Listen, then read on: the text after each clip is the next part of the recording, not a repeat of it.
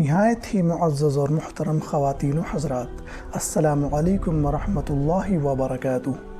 لوگوں کا دل کیسے جیتے؟ لوگوں سے محبت کریں، آپ ان کے دل جیت لیں گے۔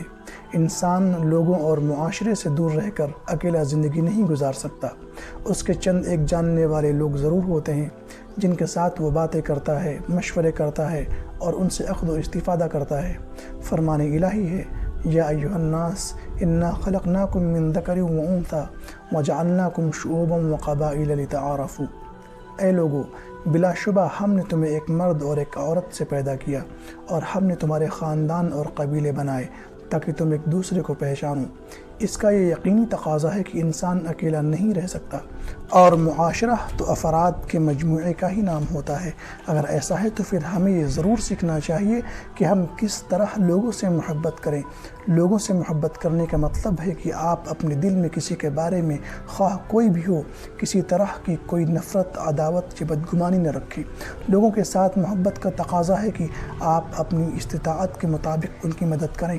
آپ ان کو مذاق اور استہزاء کا نشانہ نہ بنائیں، بلکہ بڑوں کا احترام کریں، چھوٹوں کے ساتھ شفقت کے ساتھ پیش آئیں، ان کی غلطیوں کا عذر تلاش کریں، ان کی خیرخواہی کریں، اپنے ہم عمروں کے ساتھ دوستانہ تعلق رکھیں۔ لوگوں سے محبت کا تقاضا یہ ہے کہ آپ اپنے قول و فعل کے ذریعے سے ان کو اذیت نہ پہنچائیں۔ جو اپنے لیے پسند کریں وہی ان کے لیے بھی پسند کریں، ان کے ساتھ بھلائی کریں، ان کی لغزشوں کو معاف کریں، ان کی غلطیوں کی اصلاح کریں، ان کے عذر قبول کریں۔ میرے خیال میں اس روئے زمین پر چلنے والی کسی بھی انسان میں جو سب سے زیادہ خوشنما اچھی صفت پائی جا سکتی ہے وہ یہی ہے کہ وہ لوگوں کے لیے بھی وہی پسند کرے جو اپنے لیے کرتا ہو۔ یہ وہ رویہ اور کردار ہے جس میں اخلاق کی بلندی، نفس کی پاکیزگی، روح کی رونق اور دل کی رقت ہے۔ اس میں انسان خود پسندی اور انانیت سے نکل آتا ہے۔ نفرت، بغض و عداوت، حسد اور تکبر کے احساسات کو شکست دیتا ہے اور عجز و انکسار کے نشے سرمدی سے سرشار ہوتا ہے۔ جو دوسروں کے لیے بھلائی پسند کرتا ہے وہ ایک بہت بڑے دل کا مالک ہوتا ہے۔ جو شخص اس صفت سے آراستہ ہے اور ایک فیاض اور پاکیزہ دل رکھتا ہے وہ قابل مبارکباد ہے۔ نبی رحمت صلی اللہ علیہ وسلم نے فرمایا ہے کہ تم میں سے کوئی شخص ایماندار نہیں ہو سکتا جب تک وہ اپنے بھائی کے لیے بھی وہی پسند نہ کرے جو وہ اپنے لیے پسند کرتا ہو۔ اگر آپ اس خوشنما مرتبے تک پہنچ پائیں تو مجھے یقین ہے کہ آپ ایسی لذت اور سعادت سے آشنا ہوں گے جس کے برابر کوئی سعادت نہیں ہوگی۔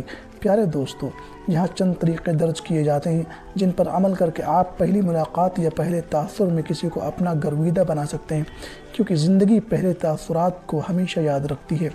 بات کرتے وقت براہ راست لوگوں کی آنکھوں میں دیکھنے کی عادت اپنائیں۔ آپ کا پیغام جسے آپ لوگوں تک پہنچانا چاہتے ہیں وہ واضح اور بالکل صاف ہو۔ آپ کی زبان کو جھوٹ بولنا آتا ہے لیکن جسم کو جھوٹ بولنے کا سلیقہ نہیں آتا، چنانچہ غیر محسوس انداز میں جسم آپ کی حرکات کے ذریعے سے آپ کے خیالات اور احساسات کو بالکل صحیح نقل کر دیتا ہے۔ جب آپ پہلی مرتبہ کسی شخص سے ملیں تو خلاف عادت کوششیں نہ کریں۔ ہوش میں مبالغہ آرائی ناکامی کا ایک سبب ہوتی ہے۔ زبردستی مسکرانے کی کوشش نہ کریں، ضرورت سے زیادہ ہوشیاری نہ دکھائیں، بہت زیادہ مؤدب بننے کی اداکاری بھی نہ کریں، فریق ثانی کو اتنا احترام نہ دیں جس سے آپ کے اپنے احترام میں فرق آ جائے۔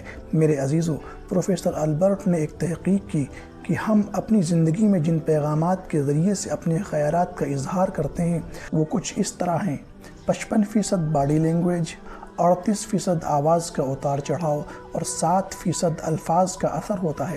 سامعین حضرات، آنکھوں کے ذریعے سے مکالمہ بازی اور گفتگو کرنے کی صلاحیت اس بات کی دلیل ہے کہ آپ کو اپنی ذات پر اعتماد ہے۔ آنکھیں جھکائے رکھنا اس بات کی علامت ہے کہ ایسا شخص حسب سیاق اطاعت گزار ہے۔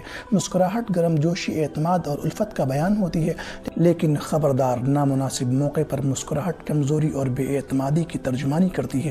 ایک ثانیے کے لیے پپوٹوں کو اوپر اٹھانا دوستی کی علامت ہوتی ہے۔ کہتے ہیں کہ ایک آدمی کا ایک بیٹا تھا جو انتہائی ضدی تھا۔ اس کو خوش کرنا بے انتہا مشکل تھا۔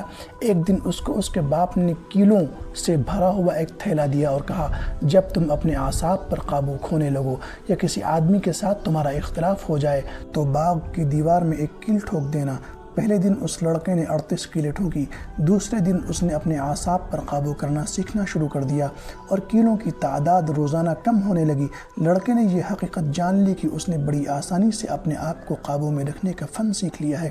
جس دن اس نے ایک کیل بھی نہ ٹھوکا، اس دن وہ اپنے باپ کے پاس گیا اور کہنے لگا، اب مجھے کیل ٹھوکنے کی کوئی ضرورت نہیں رہی۔ باپ نے کہا، اب ہر اس دن جس دن تم اپنے اعصاب کو قابو میں رکھو تو ایک ایک کر کے ان کیلوں کو نکالتے جانا۔ اس نے حسب سابق کیلوں کو نکالنا شروع کر دیا، یہاں تک کہ ایک ایک کر کے اس نے سارے کیل نکال دیے اور اپنے باپ کو بتانے کے لیے گیا کہ اس نے یہ چوٹی بھی سر کر لی ہے۔ باپ نے بیٹے کو اپنے ساتھ لیا اور اس دیوار کے سامنے لا کھڑا کیا اور اس سے کہنے لگا، پیارے بیٹے، تم نے بہت اچھا کام کیا، لیکن ان سوراخوں پر بھی دھیان دو جو تم نے اس دیوار میں کر دیے ہیں۔ اب یہ دیوار پہلے کی طرح کبھی نہیں ہوگی۔ جب تمہارے اور دوسروں کے درمیان تلخ کلامی ہو جائے اور تمہارے منہ سے چند برے الفاظ نکل جائیں تو یہ الفاظ ان کے دلوں کی گہرائیوں میں ایسے ہی چھید کر دیں گے جو تم اس دیوار پر دیکھ رہے ہو۔ یہ ممکن ہے کہ آپ کسی انسان کو چھری مار دیں، پھر چھری اس کے پیٹ سے نکال لیں، لیکن اس کے جسم پر اس چھری کے گہرے زخم کا نشان ضرور چھوڑ دیں گے۔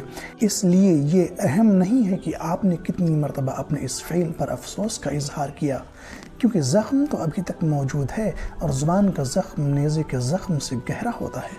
تلوار کے زخم بھر جاتے ہیں لیکن زبان کے زخم کبھی نہیں بھرتے، لہذا آپ دوسروں کے دلوں کے لیے مرہم بنے، نشتر نہیں، انہیں مسکراہٹیں دیں، آنسو نہیں۔ السلام علیکم ورحمۃ اللہ وبرکاتہ۔